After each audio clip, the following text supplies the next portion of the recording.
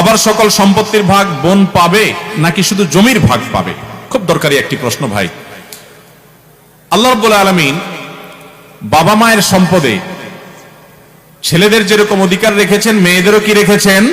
অধিকার রেখেছেন। এই অধিকারটা শুধু জমি জমাতে না, সকল সম্পদে। এমন কি বাবার ঘর, বাবার আপনার আসবাবপত্র, ব্যবসা বাণিজ্য, কল কারখানা, দোকানপাট, ব্যাংক ব্যালেন্স যা আছে, এই সব কিছুর মূল্য নির্ধারণ করে সেখান থেকে আনুপাতিক হারে মেয়েদেরকে দিতে হবে। আমি প্রায় সময় বলার চেষ্টা করি, আমাদের দেশে বাবা বা মা মারা যাওয়ার পরে ভাই হিসাবে বোনের হক পাই পাই করে কোরআন বর্ণনা অনুযায়ী বুঝাই দিচ্ছেন, এরকম মায়ের পুত খুব কম আছে। আপনাদের মধ্যে কয়জন আছেন হাত তোলেন দেখি? বাবা মারা গেছে, মা মারা গেছে, বোনের হক বুঝাই দিচ্ছেন, হাত তোলেন দেখি কয়জন আছেন? দেখেন হাত কিন্তু উঠছে না। অনেকেরই বাবা মারা গেছেন, মা মারা গেছেন, হাত কিন্তু উঠছে না। খুব ভালো করে শুনে রাখেন, ভালো করে শুনে রাখেন। রাস্তায় যদি দাঁড়ায় ডাকাতি করেন পিস্তল হাতে নিয়া, ছুরি দিয়া, এতে গুনাহ হবে। ডাকাতি ভয়াবহ অপরাধ। আপনি যদি চুরি করেন আর জন্য হক মেরে খান, এতে অপরাধ হবে। অন্যের হক মেরে খেলে যে অপরাধ হয়, ভালো করে শুনে রাখেন। বাবা মায়ের সম্পদ থেকে বোনকে যেভাবেই হোক বঞ্চিত করছেন, হক দেন নাই, অপরাধ তার চাইতে বেশি হবে। কেন বেশি হবে জানেন? কারণ এখানে আত্মীয়, রক্ত সম্পর্কীয় আত্মীয়ের সাথে যেখানে সুসম্পর্ক বজায় রাখা দরকার, সেখানে উল্টা তাকে আরো অধিকার থেকে নষ্ট করেছেন, বঞ্চিত করেছেন, তার অধিকারকে খর্ব করেছেন। এর জন্য আপনার আল্লাহর কাছে জবাব দিয়ে আরো বেশি করতে হবে। এই দেশে ল্যান্ডের মালিকানা দেখবেন মেয়েদের নাম খুঁজে পাবেন না। আপনি কয়টা জমিতে মেয়েদের নাম পাবেন? দলিলে দেখবেন সব ছেলেদের নাম। ব্যাপারটা কি? ব্যাপার হলো ভাইরা বোনদের হক মেরে খাওয়ার জন্য জাল হাদিস বানাইছে। বলে যে বাবার বাড়ির সম্পত্তি মেয়েরা নিলে তাদের এটা সয় না। শুনছেন আপনারা জাল হাদিস? বাবার বাড়ির সম্পদ খেয়ে ছেলে বড়লোক হয়ে যেতে পারবে, কিন্তু বোনকে দিবে না। এই 2 নম্বরে আমরা অনেকে করি কি করি না? অনেকে আবার এইটা করে না, একটু কৌশল করে। কৌশলটা আমি বলি। কৌশলটা হলো, ধরেন বাবা মারা গেছে, মা মারা গেছে, বোনদেরকে ডাকে ভাইরা। এটার নাম আমি দিছি বাটপার ভাই।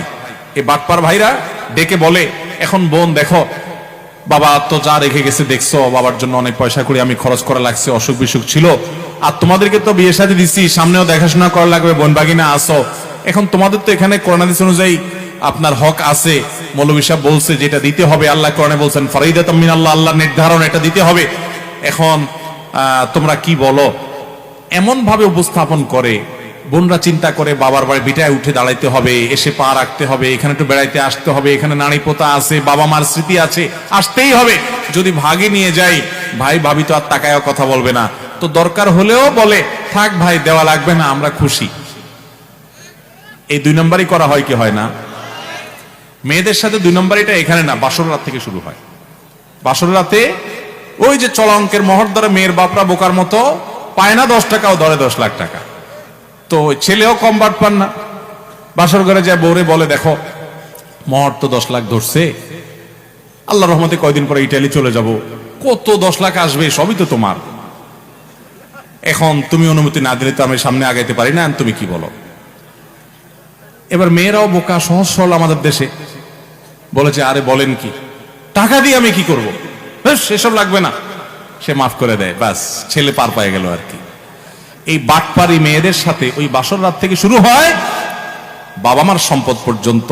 ফুফু হয়ে গেছে, কয়জন মায়ের পুত আছেন বলতে পারবেন? আমার দাদা সম্পদ দেয় নাই, বঞ্চিত করছে, চাচারা দেয় নাই, বাপেরা দেয় নাই, আমি ভাতিজা হিসাবে ফুফুদেরকে ডেকে হক বুঝাই দিছি। এরকম আছেন মায়ের পুত? খুব একটা নাই এ দেশে।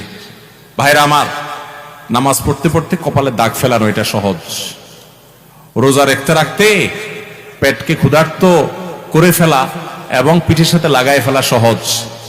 অনেক আমল করা এ দেশে অনেক সহজ, কিন্তু বাবা মার সম্পদে বোনদের অধিকার কোরআনের বর্ণনা অনুযায়ী পাই পাই করে বুঝাই দেবো, 1 ফোঁটাও রাখবো না।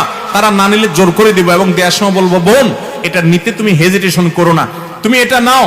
বাবার সম্পদে তোমার ভাগ নেওয়ার মানে এই না যে তোমার সাথে আমার সম্পর্ক শেষ হয়ে গেল। ভাই বোন, ভাই বোন রক্তের সম্পর্ক চিরকাল থাকবে। এই ভিটা তোমার, চিরকাল আসবা, বাবা মার স্মৃতি, এখানে তুমি সারা জীবন আসবা, আমি তোমার বাড়িতে যাব। এই হক নেওয়ার সাথে তোমার সাথে আমার সম্পর্ক শেষ হওয়ার কোনো সম্পর্ক নাই, তুমি 100 বার আসবা, এটা নিয়ে যাও। এরকম বুক ফুলায় বলার মতো বাই হওয়ার চেষ্টা করবেন তো ইনশাআল্লাহ। মনে রাখবেন, অন্যের হক মেরে মানুষ কখনো পয়সাওয়ালা হয় না ভাই। এই জমিন রেখে চলে যেতে হবে। হাদিসে আসছে নবী সাল্লাল্লাহু আলাইহি ওয়াসাল্লাম বলেছেন, 1 বিঘত জমি যদি আপনি মেরে দেন, 7 তবক জমিনকে আল্লাহ তাআলা আপনার গলায় ঝুলিয়ে দিবে, কত খাইতে পারিস খা, আযাব হবে। দুনিয়া থেকে নিতে পারবেন না কাপনে কাপড় ছাড়া কিছু, সব রেখে যেতে হবে। কাপনে কাপড়ের পকেট নাই, কাপনের কাপড়ের পকেট নাই, কিছু নিয়ে যেতে পারবেন না, সব রেখে যেতে হবে।